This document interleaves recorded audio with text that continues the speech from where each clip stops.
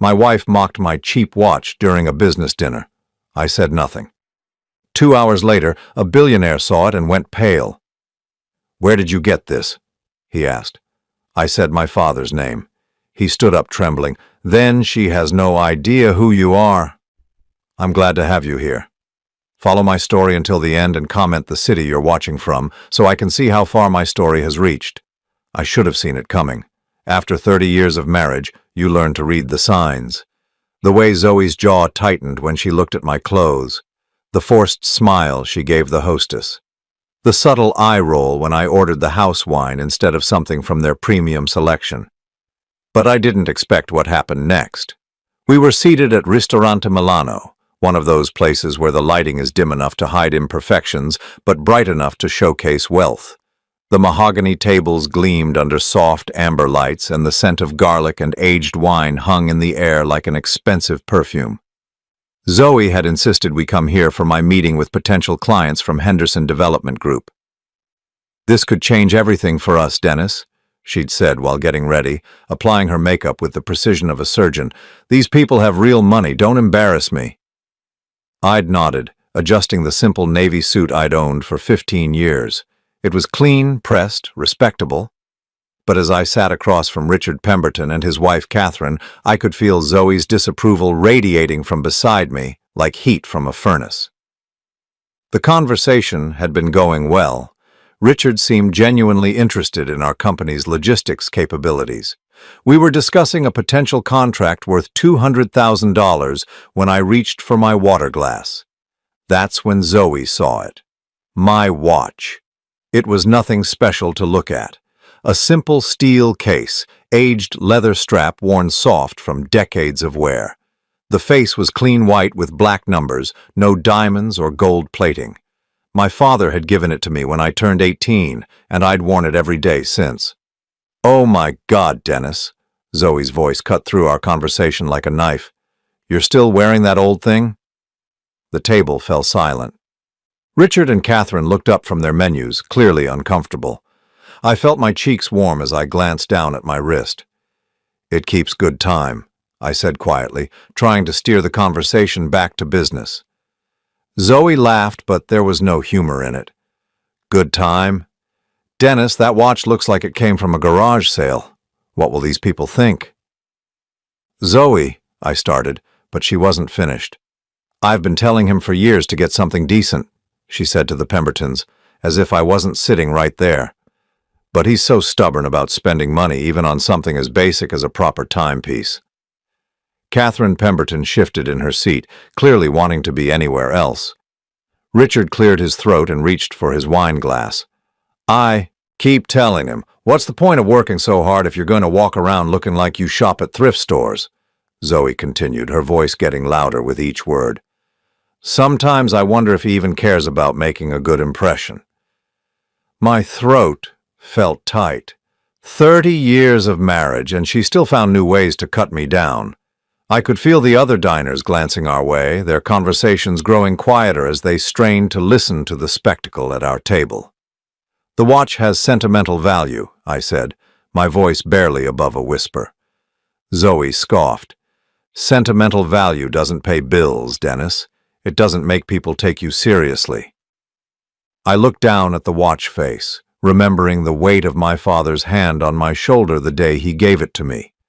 "This belonged to my father," I said. "Your father who worked in a shipyard his whole life," Zoe shot back. "Your father who never owned anything worth more than his monthly paycheck. God, Dennis, when are you going to stop living in the past and start thinking about our future?" The words hit me like physical blows. I felt something crack inside my chest, something that had been bending under pressure for years finally reaching its breaking point. Richard Pemberton was staring into his wine glass as if it held the secrets of the universe. His wife was studying her napkin with intense concentration. "Maybe we should order," I suggested weakly. "Yes, let's focus on why we're here," Zoe said, suddenly switching back to her charming hostess voice. "Dennis gets so emotional about the strangest things, it's actually sweet in a way." But the damage was done. The conversation limped along for another hour, but I could see it in Richard's eyes. The deal was dead. Who would want to do business with a man whose own wife treated him like a failure in public? As we waited for the check, Zoe excused herself to the restroom. Richard leaned forward slightly, his voice low. "That's an interesting piece you're wearing," he said, nodding toward my watch. I looked down at it, surprised. "Thank you, it's not worth much." "May I?" he asked, gesturing toward my wrist. Confused, I unbuckled the strap and handed it over. Richard held it carefully, turning it over in his hands. His expression changed as he examined the case back. His eyes widened slightly, and I saw his hand tremble almost imperceptibly. "Where did you get this?" he asked, his voice strange. "It was my father's," I said. "He gave it to me when I graduated high school." Richard continued staring at the watch, his breathing shallow. "What was your father's name?" "William Morrison," I replied, confused by the intensity in his voice. Richard went completely still. For a moment I thought he might faint. He looked up at me, then back down at the watch, then up at me again. "Morrison," he whispered. Zoe returned to the table, her lipstick freshly applied, chattering about dessert. She stopped mid-sentence when she saw Richard holding my watch. "I hope Dennis isn't boring you with stories about that old thing," she said with a forced laugh. Richard didn't respond. He was still staring at me with an expression I couldn't read. Slowly, carefully, he handed the watch back to me.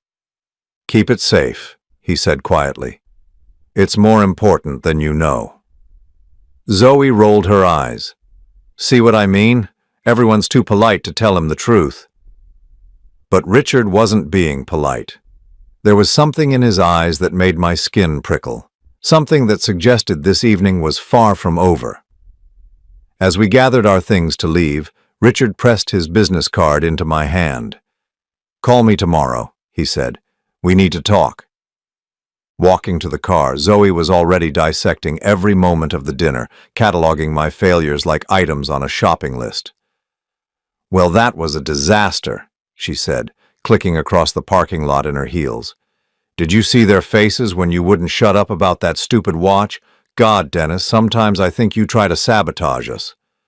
I unlocked the car in silence, my mind replaying the look in Richard Pemberton's eyes.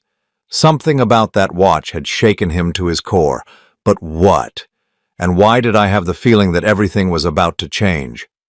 As I started the engine, I caught my reflection in the rearview mirror. For 30 years, I'd been the man Zoe saw when she looked at me. A disappointment, a failure, someone to be ashamed of. But tonight, for just a moment, I'd seen myself through different eyes. And something about that watch had caught Richard Pemberton's attention in a way that suggested there was more to this story than anyone knew, including me. I didn't sleep that night. I lay in bed listening to Zoe's steady breathing beside me, turning Richard Pemberton's business card over and over in my fingers until the edges were soft from handling. The way he'd looked at my watch kept playing in my mind like a broken record. This wasn't the first time someone had noticed it, but it was the first time anyone had reacted that way. Most people glanced right past it, just like Zoe said they would, just like she'd been telling me for 30 years. The clock on our nightstand read 3:47 when I gave up trying to sleep. I slipped out of bed, careful not to wake Zoe, and padded downstairs to the kitchen. Our house was modest, a 2-bedroom ranch we'd bought when we were first married. Beige walls, generic furniture from department stores, nothing that spoke to who we really were, or at least nothing that spoke to who I really was. I made coffee and sat at our small kitchen table, the watch laid out in front of me under the fluorescent light. In the harsh glare, it looked even more ordinary than usual. The leather strap was cracked in places, the steel case scratched from years of daily wear. But I'd never cared about its appearance. It was the last thing my father had given me before he died. The memories came flooding back, as they always did when I held the watch in the quiet hours. My father's voice, deep and gravelly from years of cigarettes. "This watch has been in our family for 3 generations, Dennis. It's not about what it's worth, it's about what it represents." I'd been 18 then, standing in his study overlooking the harbor. The smell of salt air drifted through the open windows, mixing with the leather and tobacco scent that always clung to his clothes. Ship models lined the shelves, each one a reminder of the business he'd built from nothing. "What does it represent?" I'd asked. "Choice," he'd said simply. "The choice to be who you really are, not who the world expects you to be." At the time, I thought I understood. Now, sitting in my kitchen at 3 in the morning 30 years later, I wondered if I'd ever understood anything at all. Zoe had made her opinion of my father clear from the beginning. To her, he was just a blue-collar worker who'd gotten lucky. She never understood why I spoke of him with such respect, why I kept his photograph hidden in my wallet, why I wore his watch every single day. "You're living in the past, Dennis," she'd say whenever his name came up. "Your father worked in a shipyard. He fixed boats. There's no shame in that, but there's no glory in it either." But she was wrong about him. She was wrong about a lot of things. My father hadn't just worked in shipyards, he'd owned them. Multiple shipyards, up and down the East Coast. Morrison Maritime had been one of the largest private shipping companies in the country when I was growing up. We'd lived in a mansion overlooking the ocean with staff and cars and everything money could buy, and I'd walked away from all of it. The decision had seemed so clear back then. I was 29, fresh out of business school, watching my father work 18-hour days to keep the company growing. I saw what that life had cost him. The missed dinners, the forgotten birthdays, the way business consumed every conversation, every thought, every moment of peace. When he died of a heart attack at 62, alone in his office at 2 in the morning, I knew I didn't want that life. I wanted something real, something meaningful. I wanted love that wasn't complicated by money or power or expectations. So I'd liquidated my shares in the company, put the money in trust, and walked away. I'd taken a job in logistics, rented a small apartment, and tried to build a normal life. That's where I'd met Zoe. She was working as a receptionist at a law firm then, beautiful and ambitious and full of plans for the future. She talked about wanting a simple life, a good man who would love her for who she was. She said she was tired of dating men who only cared about money and status.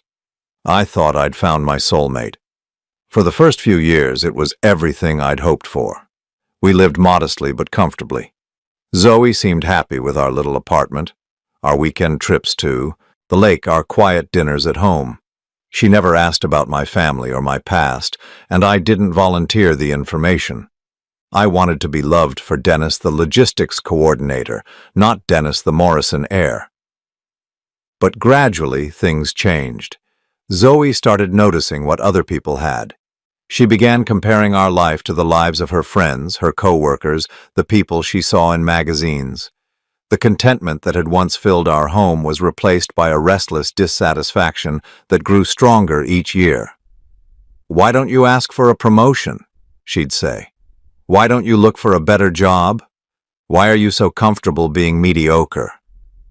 I'd tried to explain that there were more important things than money, but she'd roll her eyes and change the subject. Over time, she stopped asking and started demanding. Then the demands became criticisms, and the criticisms became public humiliation. Like tonight. Sitting in our kitchen, I realized something that should have been obvious years ago. Zoe didn't love me.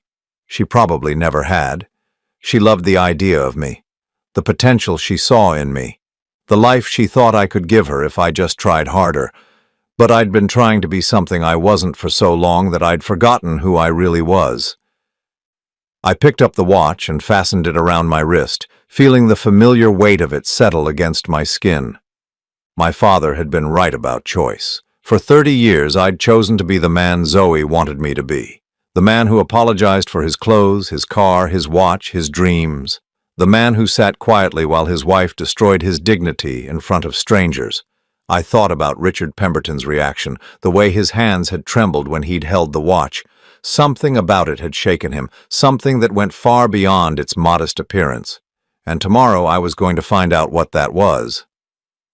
I finished my coffee as dawn light began creeping through our kitchen windows. Upstairs, I could hear Zoe stirring, beginning another day of disappointment in the life she'd chosen. But something was different now. For the first time in years, I felt like I was waking up too. I had a phone call to make. The watch was all I had left of the man I used to be. But maybe, just maybe, it was enough to help me remember who I was supposed to become. I called Richard Pemberton at exactly 9 o'clock the next morning. My hands were steadier than I'd expected them to be, but my heart was racing as I dialed the number from his business card. "Richard Pemberton's office," came a crisp voice. "This is Dennis Morrison. Mr. Pemberton asked me to call." There was a pause, then the sound of papers shuffling. "Please hold, Mr. Morrison. He's been expecting your call." Within seconds, Richard's voice came through the line, urgent and intense. "Dennis, thank God you called. We need to meet, today." "About the contract?" I asked, though I already knew this had nothing to do with business. "No," he said quietly. "About your watch, about your father, about things you need to know." 2 hours later, I sat across from Richard in his private office on the 42nd floor of the Pemberton building. Through floor-to-ceiling windows, the city stretched out below us like a living map. His office was larger than my entire house, decorated with original paintings and furniture that probably cost more than I made in a year. But Richard barely seemed to notice his surroundings. He sat forward in his chair, his hands clasped tightly together, studying my face as if he were trying to solve a puzzle. "I need to ask you something," he said, "and I need you to think carefully before you answer. When your father gave you that watch, did he tell you anything about it? Anything about where it came from?" I shifted uncomfortably. "He said it had been in our family for 3 generations. "What else?" "That it was about choice, about being who you really are." Richard nodded slowly. "Did he ever mention the Morrison Maritime Corporation?" My throat went dry. I hadn't heard that name spoken aloud in over 20 years. "How do you know about that?" Richard's expression grew grave. "Because your father saved my life, and my company, and my family's entire future." The room felt like it was tilting. "I'm sorry, what?" Richard stood up and walked to a wall safe hidden behind a painting. With shaking hands, he withdrew a small wooden box and set it on his desk. Inside, nestled in black velvet, was a watch identical to mine. 1987, he said softly. I was 28 years old, fresh out of Harvard Business School, full of big ideas and bigger debts. My father had left me a small shipping company that was bleeding money faster than I could count it. I was 6 weeks away from bankruptcy when your father called me. I stared at the watch in the box, my mind reeling. My father called you? William Morrison didn't just own Morrison Maritime, Richard continued. He was the most respected man in the shipping industry. When smaller companies were failing, he'd step in, not to buy them out or absorb them, but to help them succeed. He saw potential where others saw problems. Richard picked up his watch, holding it carefully. He gave me a loan of $5 million. No collateral required except my word. He said if I was serious about building something lasting, I needed to prove it to myself first. $5 million, I whispered. The terms were simple. Pay it back when I could, with minimal interest, but there was one condition. Richard's voice grew thick with emotion. I had to accept this watch. He said it was a reminder that some things matter more than money, that trust once given was sacred. My hand moved instinctively to my wrist, feeling the familiar weight of my father's watch. You paid him back? Every penny, plus interest. It took me 15 years, but I paid every cent. By then, Pemberton Development had become what it is today. He gestured to the opulent office around us. Your father made all of this possible. The room was spinning now. All these years, I'd thought my father was just a successful businessman. I'd never known about the loans, the help he'd given to struggling companies, the lives he'd changed. There's more, Richard said quietly. The watch he gave you isn't just any timepiece. It's a 1943 Patek Philippe, commissioned specifically for your grandfather. There are only 12 like it in existence, all made for the original Morrison Maritime Board of Directors. I felt the blood drain from my face. How much is it worth? Conservatively? $75,000. But that's not why it matters. Richard leaned forward. Dennis, that watch is a symbol. It identifies you as William Morrison's heir. The man who walked away from one of the largest maritime fortunes on the East Coast. The words hit me like physical blows. How do you know I walked away? Richard smiled sadly. Because your father told me. He was proud of you for choosing your own path, but he was also worried. He said you'd given up everything to chase something real, something meaningful. He hoped you'd find it. And have I? The question slipped out before I could stop it. Richard's expression grew serious. That's not for me to say, but I will tell you this. Watching your wife humiliate you last night, seeing you sit there and take it, that's not the behavior of a man who's found what he was looking for. Shame burned in my chest. She doesn't know. About my family, about the money, I never told her. Why not?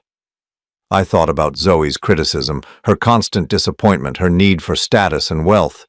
Because I wanted to be loved for who I am, not what I have. Richard was quiet for a long moment. And how's that working out for you? The question hung in the air between us like smoke. I thought about 30 years of apologizing for my clothes, my car, my ambitions. 30 years of being made to feel like I wasn't enough. Your father left everything in trust, Richard said gently. The companies, the properties, the investments, it's all still there waiting for you. Morrison Maritime is now run by a board of trustees, but they've been hoping you'd return someday to take your rightful place. How much? I asked, my voice barely a whisper. The trust is currently worth approximately $250 million. The company itself is valued at around $800 million. The numbers were so large they felt abstract, meaningless. $1 billion legacy that I'd walked away from to work in logistics for $42,000 a year. Dennis, Richard said, his voice urgent now, your wife doesn't love you. She loves the idea of you, the potential she sees in you.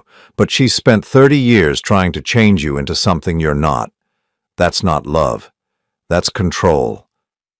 I looked down at my watch, thinking about my father's words all those years ago. Choice. The choice to be who you really are.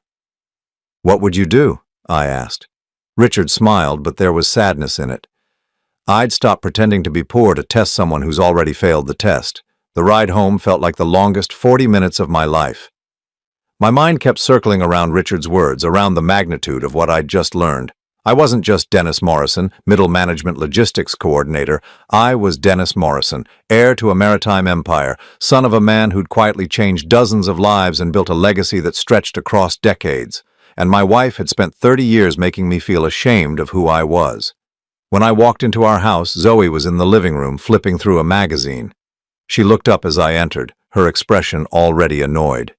"You're late," she said. "I made lunch reservations with Patricia and her husband. You need to shower and change." I stood in the doorway, looking at her, really looking at her for perhaps the first time in years. The way she held herself, the expensive clothes she wore despite our supposedly tight budget, the casual dismissal in her voice when she spoke to me. "We need to talk," I said. She rolled her eyes. "About what?" "If this is about last night, Dennis, I'm not apologizing for telling the truth. You can't keep walking around looking like you don't care about success." "I know who Richard Pemberton is," I said quietly. Zoe's expression shifted slightly. "So, he's some businessman. What does that matter?" "He knew my father." "Your father's been dead for 30 years, Dennis. What could that possibly matter now?" I walked over to her chair and knelt down beside it so we were eye level. She looked startled by the gesture, probably because I hadn't been this close to her voluntarily in months. "Zoe," I said carefully, "what if I told you that everything you think you know about me is wrong?" She blinked, confusion replacing annoyance. "What are you talking about?" I reached for her hand, but she pulled it away, always pulling away.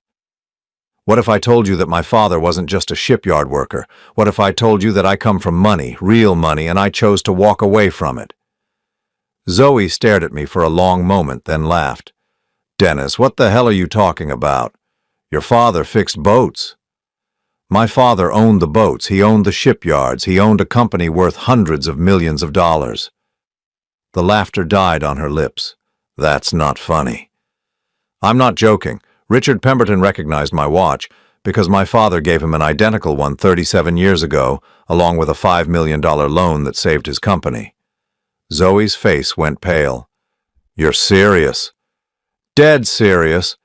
The trust fund I inherited is currently worth $250 million. The company is worth about $800 million more." For a moment, the only sound in the room was the ticking of the clock on our mantel. Zoe's mouth opened and closed several times, but no sound came out. Finally, she whispered, "Why didn't you tell me?" And that was when I realized the most important truth of all. "Because I wanted you to love me for who I am," I said, "not for what I have." The look that crossed her face then told me everything I needed to know about the choice I had to make. "Then she has no idea who you really are?" Richard had said. But now she did, and so did I. The silence that followed my revelation lasted exactly 47 seconds. I know because I counted them, watching the second hand on the mantel clock tick away while Zoe's face cycled through emotions like slides in a projector. Shock, disbelief, calculation, and finally something that made my stomach turn: greed. $250 million, she said slowly, as if testing how the words felt in her mouth. "Zoe," I started, but she held up her hand. "Wait, just wait." She stood up abruptly, pacing to the window and back. "You're telling me that for 30 years, Dennis, you've let me think we were struggling? You've let me clip coupons and shop at discount stores and worry about the mortgage payment?" I watched her pace, noting how quickly her shock had transformed into anger. Not grief for the years of deception. Not hurt that I hadn't trusted her.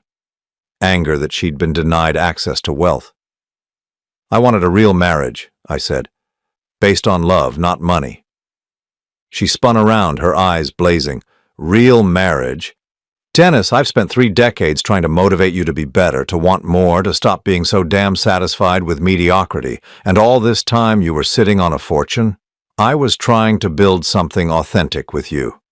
"Authentic?" Her voice rose to a pitch I'd rarely heard. "What's authentic about lying to your wife for 30 years? I felt the first stirrings of my own anger. What's authentic about spending 30 years making me feel like I'm not enough? About humiliating me in public? About treating me like I'm some kind of failure?" Zoe stopped pacing. "I was trying to help you succeed." "No," I said, standing up. "You were trying to mold me into someone else. Someone who would give you the life you thought you deserved." "And what's wrong with wanting a better life?" "Nothing.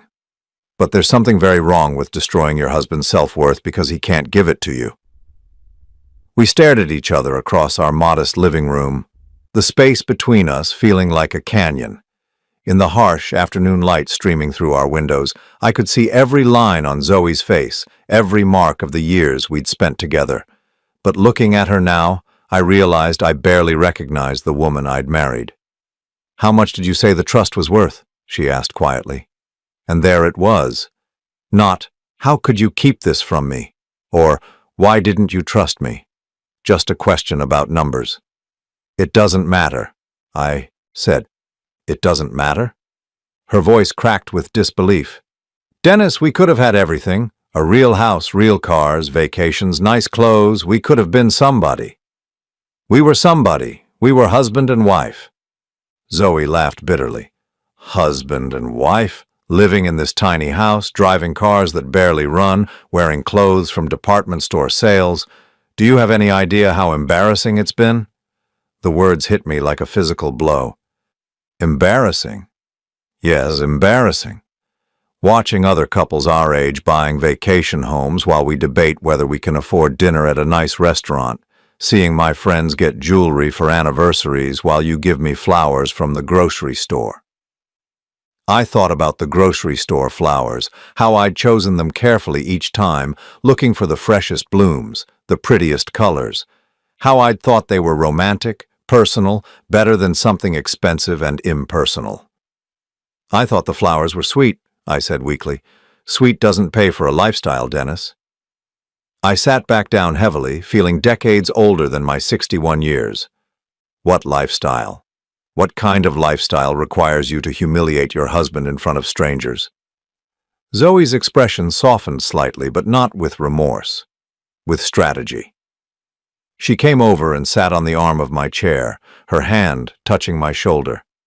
"Honey," she said, her voice taking on the tone she used when she wanted something. "I know I've been hard on you sometimes, but I was just trying to push you to reach your potential. I never stopped believing in you." I looked up at her, seeing the calculation behind her eyes. "Really?" "Of course.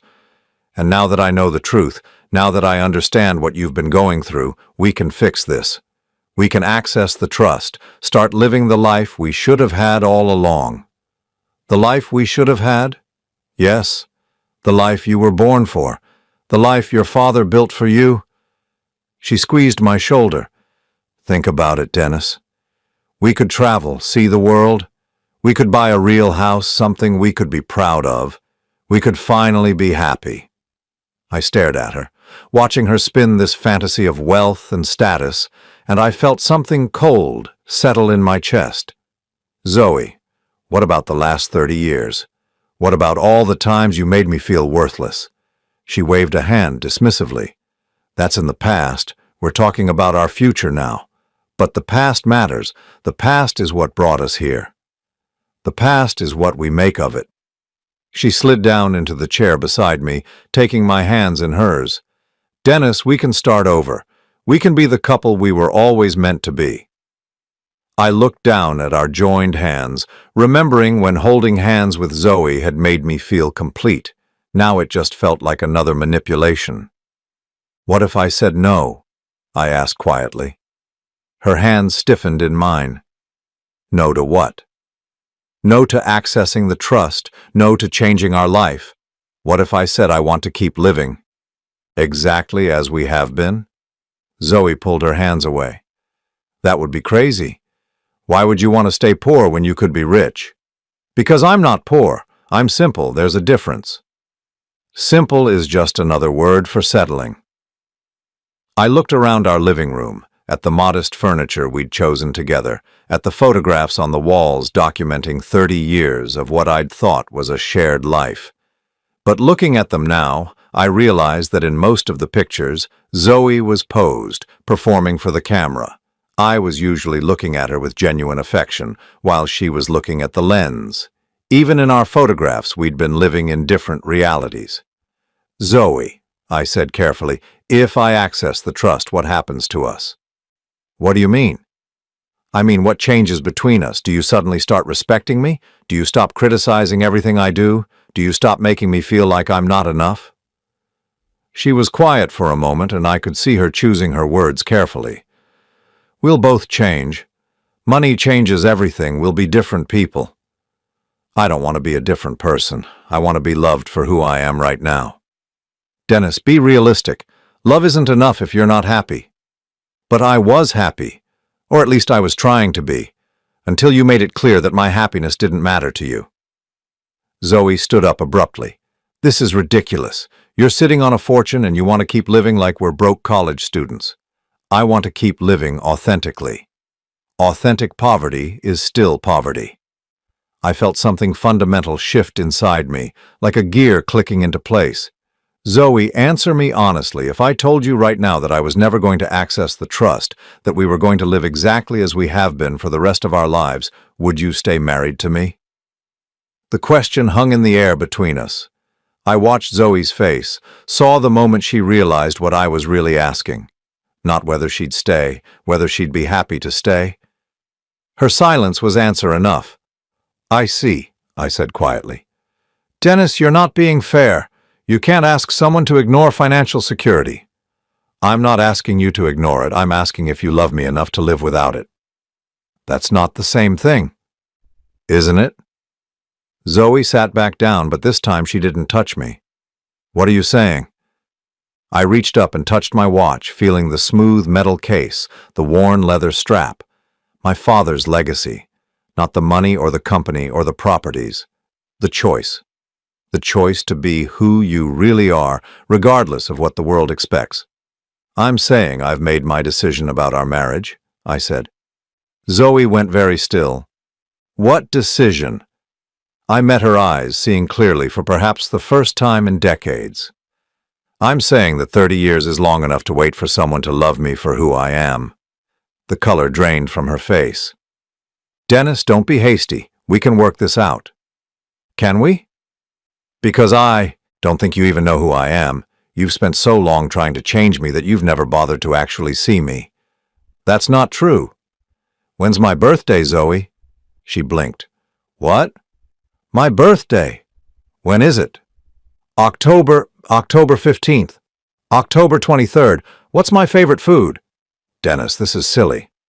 What's my favorite food? Zoe's mouth opened and closed. You're not picky.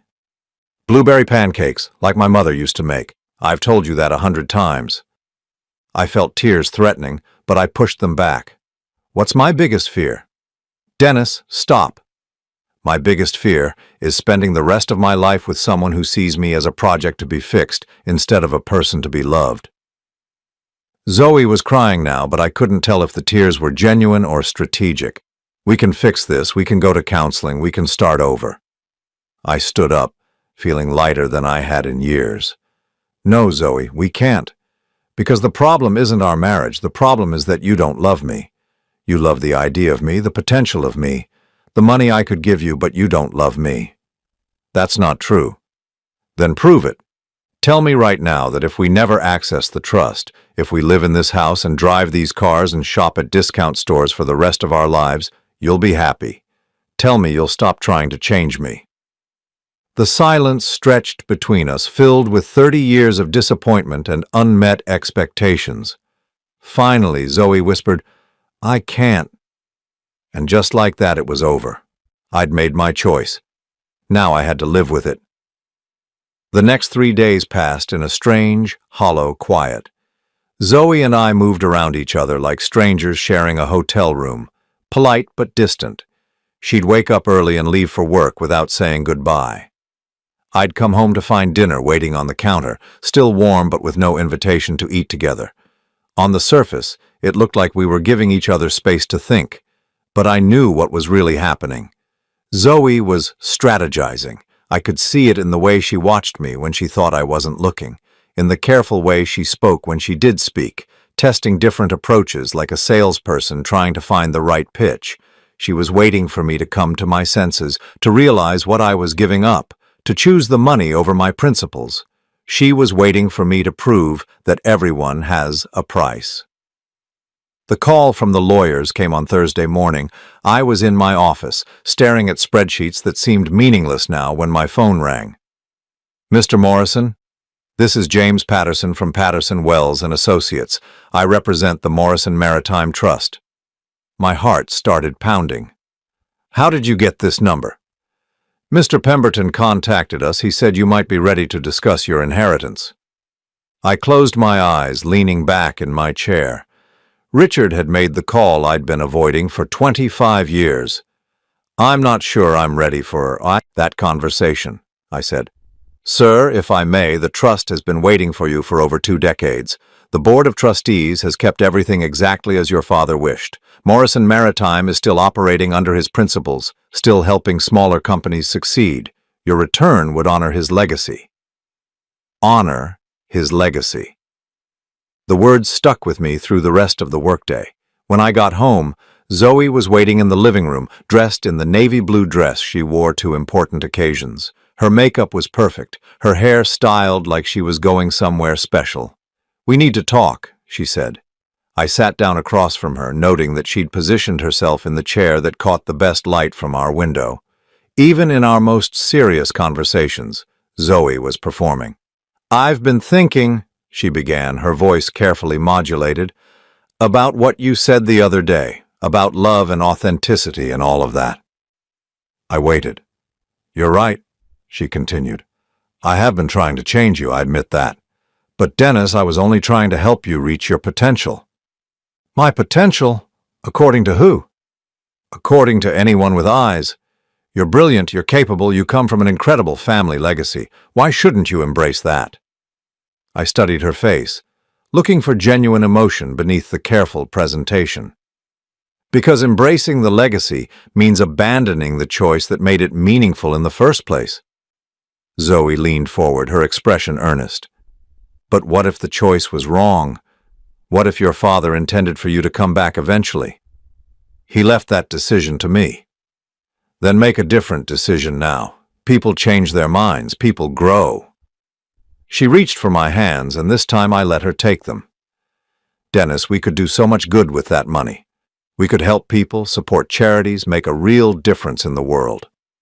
I looked down at our joined hands, feeling the softness of her skin, remembering when her touch had meant everything to me.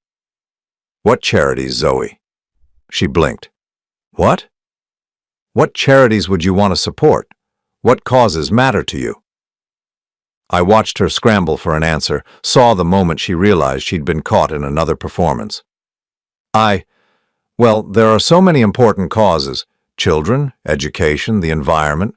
Which children? Which schools? What aspect of the environment?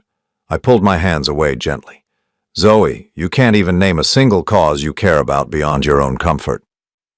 Her mask slipped for just a moment, revealing the frustration underneath. Fine. Yes, I want a better life. Is that so wrong? Is it wrong to want nice things, to want security, to want to feel proud of what we've accomplished? No, I said quietly. But it's wrong to build that life by tearing down your partner. I never tore you down. Last Monday night, you called me embarrassing in front of strangers. You've spent 30 years making me apologize for who I am. Zoe's voice rose slightly. I was trying to motivate you. To become someone else. To become the best version of yourself. According to your definition of best. We stared at each other across the coffee table, the weight of 3 decades pressing down between us.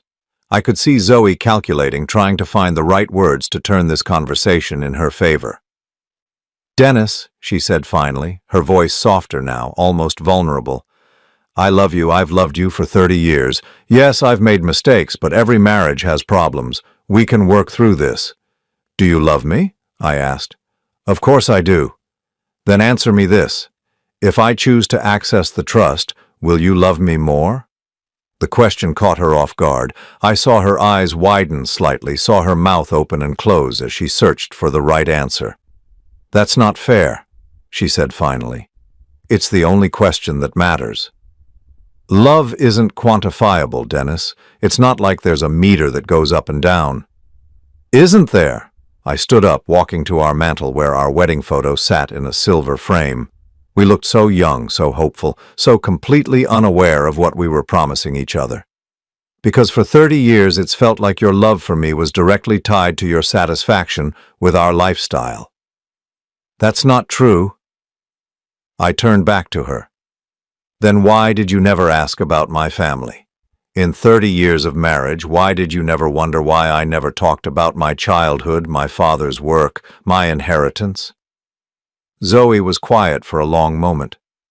I thought you were ashamed of your background. I was protecting it. There's a difference. Protecting it from what? From someone who might love it more than they love me. The words hung in the air between us like smoke. I watched Zoe's face cycle through emotions, landing finally on something that looked like genuine hurt. Is that really what you think of me? She whispered. I sat back down, suddenly exhausted. Zoe, I think you're a good person who got lost somewhere along the way.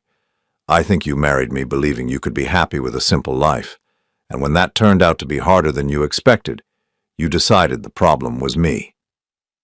Maybe the problem was both of us. Maybe. But I'm not willing to spend the rest of my life feeling like I'm not enough. Zoe was crying now, real tears that smeared her carefully applied mascara. So what are you saying? I reached into my pocket and pulled out the business card James Patterson had given me over the phone. I'm saying I called the trust lawyers today. Her breath caught. And I told them I want to access my inheritance. For a moment, hope flared in her eyes, bright and desperate. Dennis, that's wonderful. I'm accessing it, I continued, so I can afford to give you everything you deserve in our divorce. The hope died as quickly as it had appeared. Divorce? I'm going to make sure you're taken care of, Zoe.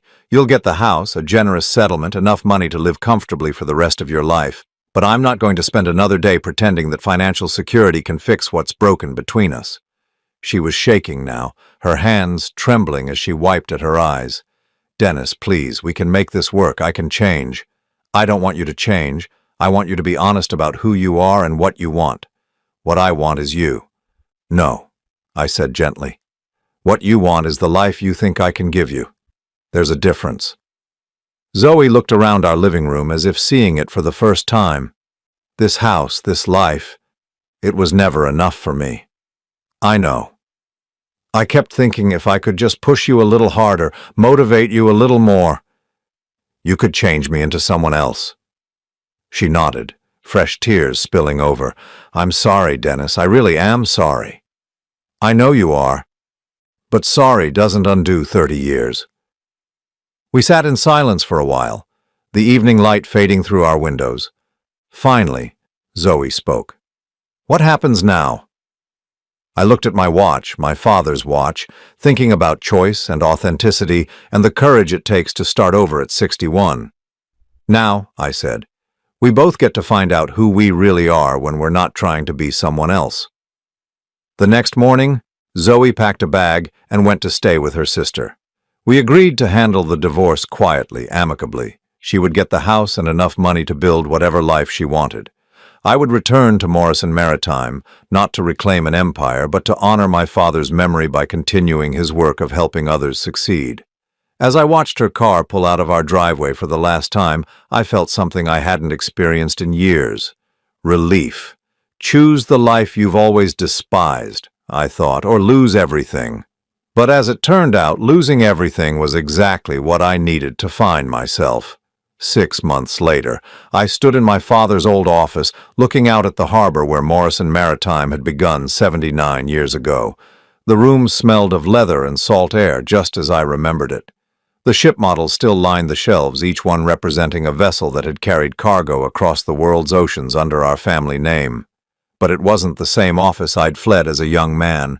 Gone were the mountains of paperwork that had consumed my father's final years. The frantic phone calls, the 18-hour days, the consuming obsession with growth at any cost. In their place was something simpler, more deliberate. A business built on relationships rather than transactions. The transition back to Morrison Maritime had been smoother than I'd expected. The board of trustees had maintained my father's vision beautifully, growing the company by helping smaller firms succeed rather than absorbing them. They'd honored his commitment to ethical business practices, fair wages, and community investment, but most importantly, they'd preserved his legacy of giving struggling entrepreneurs a chance to prove themselves. My secretary knocked softly on the door. Mr. Morrison, the 3 o'clock appointment is here. I turned from the window, adjusting the cuffs of my simple white shirt. I still dressed modestly, still drove the same reliable sedan I'd owned for 8 years. Money, I'd learned, was a tool, not an identity. Send them in, please. The young couple that entered my office reminded me of myself at 30, full of hope and desperation in equal measure. The woman carried a worn briefcase. The man clutched a manila folder thick with business plans and financial projections. Mr. Morrison, the woman said, extending her hand, I'm Sarah Chen, and this is my husband, David. Thank you for seeing us. I gestured to the chairs across from my desk. Please sit. Tell me about your company. For the next hour, I listened to their story. A small logistics firm specializing in sustainable shipping practices, struggling to compete with larger companies despite having superior technology and environmental credentials. They needed a loan of $800,000 to expand their fleet and hire more drivers. Banks had turned them down. Venture capital firms wanted too much equity. They were weeks away from bankruptcy when someone had given them my name. We know it's a long shot, David said, his voice tight with anxiety. But we believe in what we're building. We think we can make a real difference in the industry. I studied their business plan, noting the attention to detail, the realistic projections, the clear understanding of their market. But more than that, I saw something in their eyes that reminded me of Richard Pemberton all those years ago. The hunger to build something meaningful, not just profitable. What makes you think you can succeed where others have failed? I asked. Sarah leaned forward. Because we're not trying to be the biggest, we're trying to be the best. Our customers stay with us because we care about their success, not just our bottom line. I smiled, thinking of my father's words about building relationships rather than empires. I'm going to approve your loan, I said.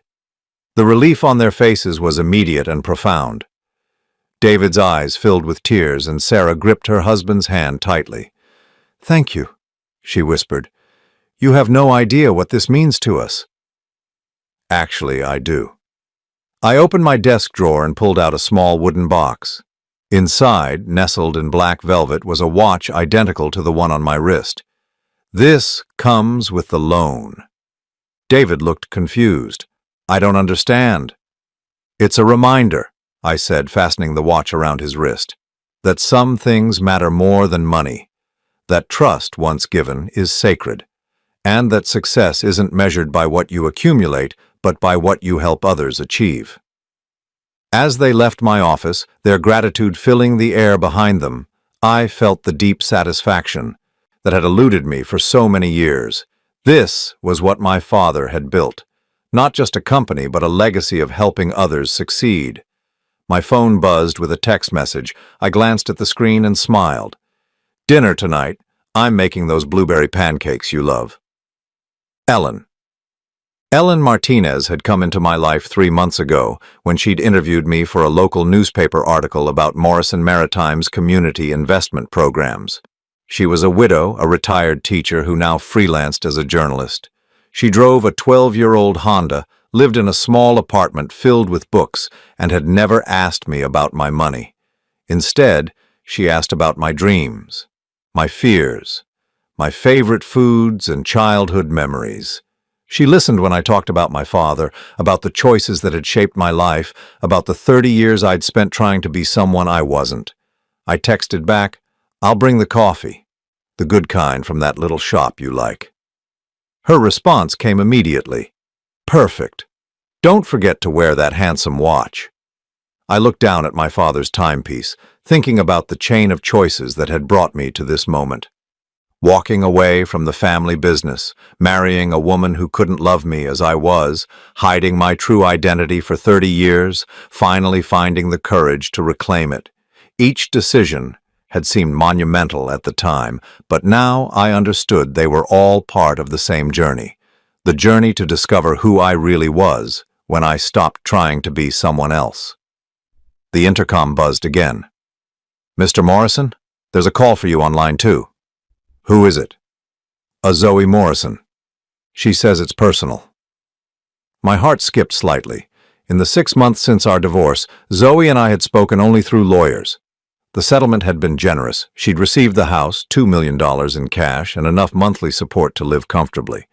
I'd heard through mutual acquaintances that she'd moved to a bigger house in a better neighborhood, joined the country club, started dating a plastic surgeon.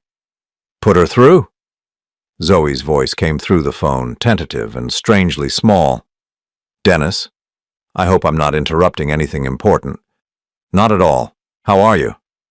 I'm fine. Good, actually. The house is beautiful, and Richard, that's who I'm seeing now.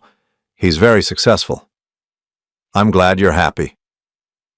There was a long pause.